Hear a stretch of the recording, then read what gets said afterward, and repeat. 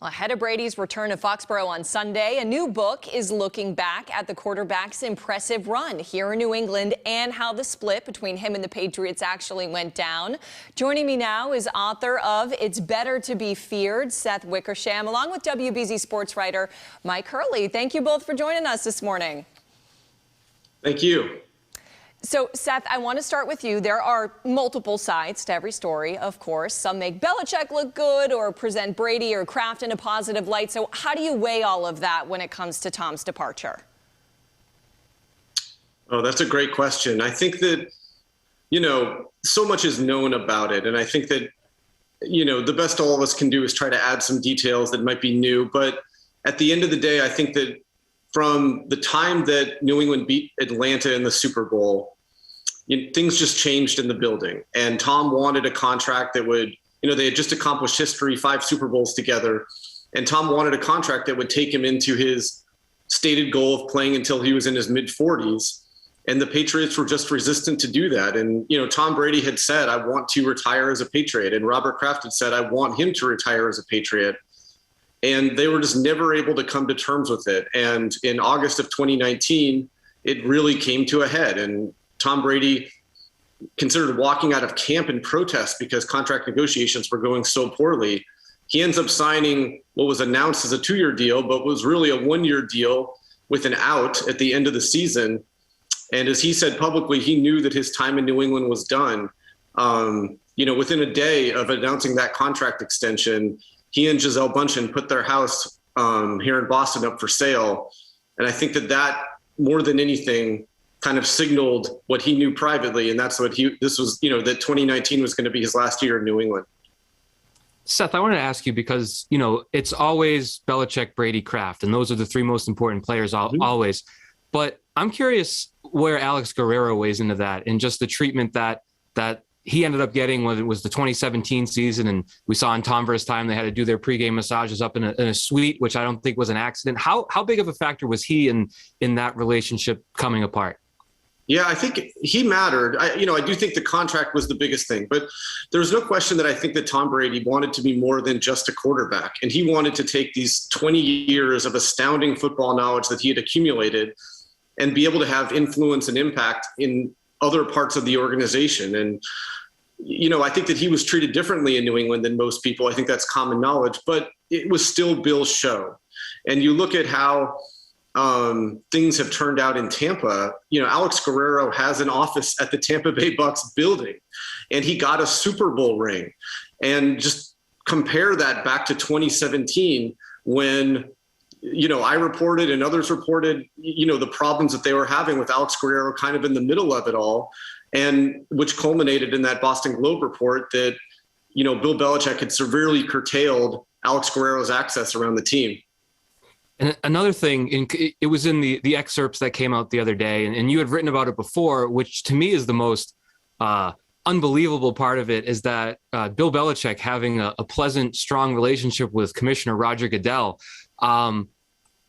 Considering, the Spygate, the handling of that, the way that turned into a massive scandal is why Bill Belichick is considered a cheater by so many people. How in the world did that relationship come about and develop to where it is?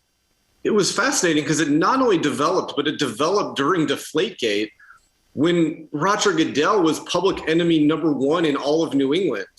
And, obviously the Super Bowl win against the Falcons was this unbelievable culmination of that season. Tom Brady dealing with the suspension, dealing with his mother's health issues, that 28-3 deficit. And in the morning after that game, there was a small room where everyone was waiting to go to the MVP press conference. And Brady was in one corner signing autographs. Belichick was in the middle of the room, and Goodell walks in with his staff. And when Belichick saw him, they not only hugged in the middle of this room, but Bill lifted Roger's feet off the ground. And this is right in front of Tom Brady, who, obviously has had a lot of issues with Roger Goodell. And then Brady ended up coming over, and those who were watching were kind of wondering, what's going to happen here? But Brady ended up giving Roger Goodell, kind of one of those one-arm bro hugs and, kind of ignoring everything and all the acrimony that had happened. And then later that offseason, Goodell flew up to the New England area, and he met Bill Belichick at a private airport where they spent 4 hours talking about rule changes. And so I think that Roger Goodell, as many issues as he's had with the New England Patriots, felt like that he needed to figure out a way to be aligned with the game's greatest coach, and rather than in opposition with him. It's interesting. It's definitely interesting.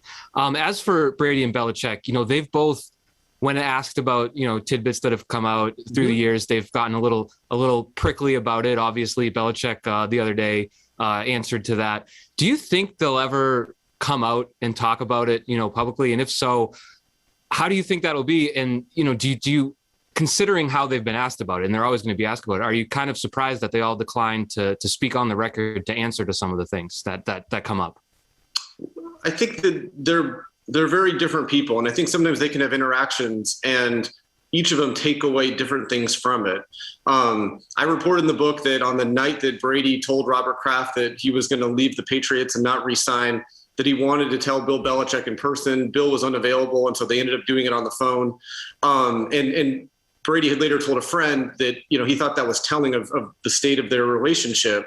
So, when Bill came out and denied it, it really had nothing to do with Bill. It was a fine conversation. Bill called Tom Brady the greatest player that the game had ever seen. It was more about how Brady interpreted it. And when he was asked about it, I think yesterday, he's a pro. I mean, he did a great job of not denying it, but also not revealing anything either. It's obviously something that I feel very comfortable reporting and stand by. It was telling yesterday, too, every time Brady answered about Belichick and the Patriots, it was very positive, and then it immediately spun to, I'm very happy here in Tampa in my situation here. So that brings me to my last question, where in your story a few years ago, because I haven't read the book yet, so I'm piecing everything together, but you said the crumbling relationship among Belichick, Brady, and Kraft threatened to make the dynasty come undone the only way possible, from within. Now, it took a while. They did win a Super Bowl after that, but now that they're 8-11 after Brady left, would you say that ultimately came true? Well, look, that story was, pretty controversial at the time. I felt very good about what I wrote. It obviously got a lot of denials. And then, all that followed, the Tom versus time moments where Brady was, almost existentially upset and lost about coming back to New England. And the reporting that's come about how Robert Kraft fixed that relationship and got them back on board. All I wrote was that this thing might not continue. And the reporting that's come out, the subsequent things that have come out since then have backed that up. I do think that at the time, I always felt that they would all return. But at the moment, there was just a lot of issues going on. Brady wanted the contract, Alex Guerrero in the middle of it, Jimmy Garoppolo, and the fact that Bill Belichick was deeply invested in him as a replacement for Tom Brady. And Brady was just playing so well that, Bill just couldn't give Garoppolo the field. And the fact that Robert Kraft was publicly behind Brady and saying that he had earned the right to walk away on his own terms.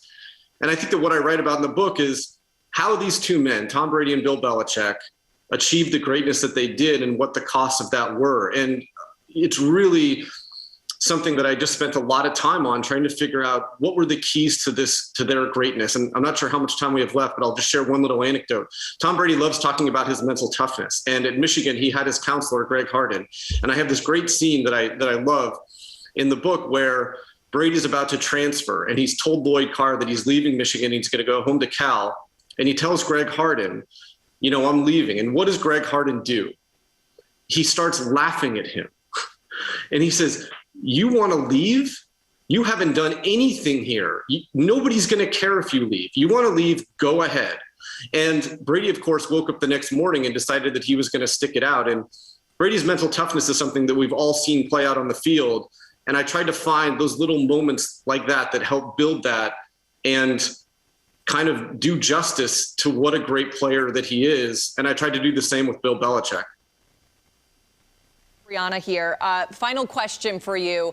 Do you think all of this could have been avoided? Most teams would do anything to prevent losing a Super Bowl caliber quarterback.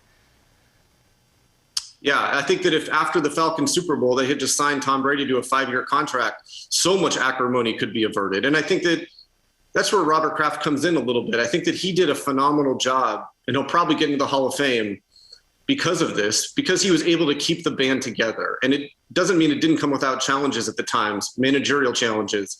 I have this one moment in the book where he's in Aspen and he's leaving a conference and he's talking with some friends in a hotel lobby. And he goes, you know, I hate leaving conferences like this. You have the most brilliant minds here. And I have to go to Detroit to be with the biggest effing a-hole in my life, my head coach. Only he didn't say effing and he didn't say a-hole. But generally speaking, even if these guys got on each other's nerves, they realized that they needed each other to win the football games, which is the most important thing to them, until finally Tom Brady decided that it was time for him to leave. Excited to learn more and read more. This book is being released in just over a week. It is Better to Be Feared will hit store shelves nationally Tuesday, October 12th. Seth Wickersham, thanks for being with us and answering all of our burning questions. Thank you both.